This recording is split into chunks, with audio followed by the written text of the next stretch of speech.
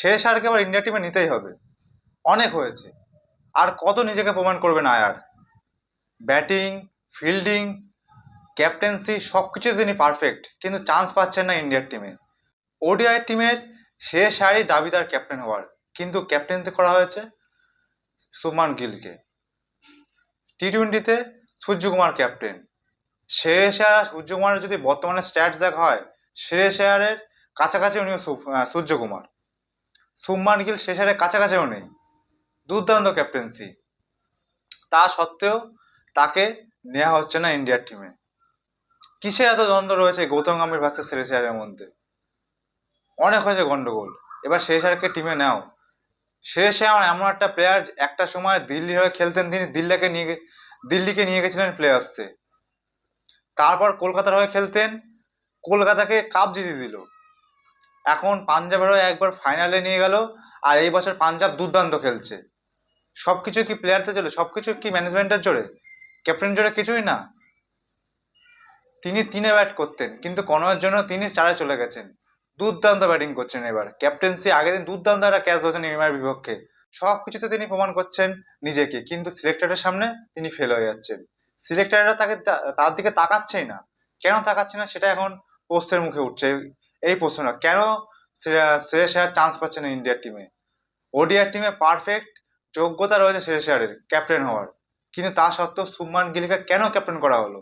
কালকে খেলা ছিল মুম্বাই বনাম পাঞ্জাবের। সেখানে মুম্বাই প্রথমে ব্যাট করে করে 195 রান, সেখানে ডিকক করে 112 রান, আর নামান ধীর করে 50 রান, মোট 162 রান। আর মুম্বাইয়ের 5জন ব্যাটসম্যান, রিকিলটন, সূর্যকুমার, তিলক বর্মা, রাদারফোর্ড, হার্দিক পান্ডিয়া, এরা করে মাত্র 33 রান। আর ডিকক আর নামানধীর এরা করে 162 রান। আর 33টা রান এই 5জনের ব্যাটসে এসে, আবার সেই রানটা গেছে 195।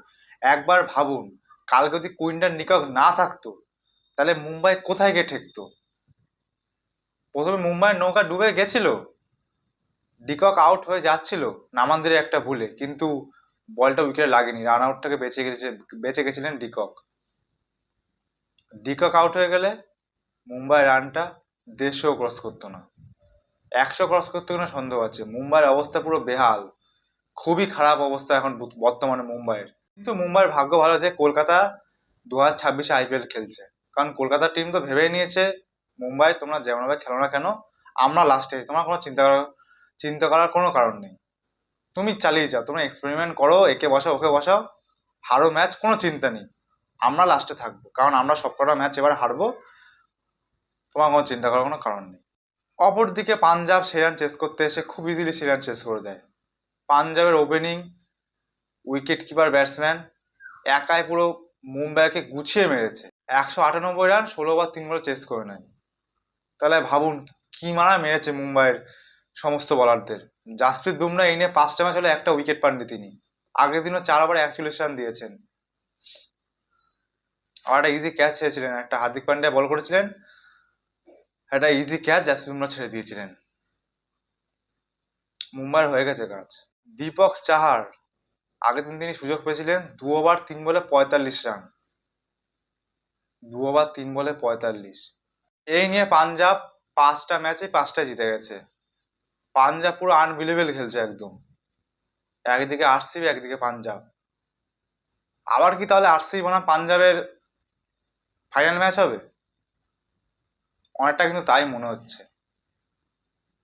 খেলা শুরু আগে সবাই প্রেডিকশন হয়ে গেলে মুম্বাই যাবেই একদম প্লে অফসে, কিন্তু মুম্বাই যা খেলছে হয়ে গেছে মুম্বাইয়ের, আর হচ্ছে না মুম্বাইয়ের কাম তামাম। কিন্তু পাঞ্জাব সেই খেলছে, ভয়ঙ্কর খেলছে পাঞ্জাব।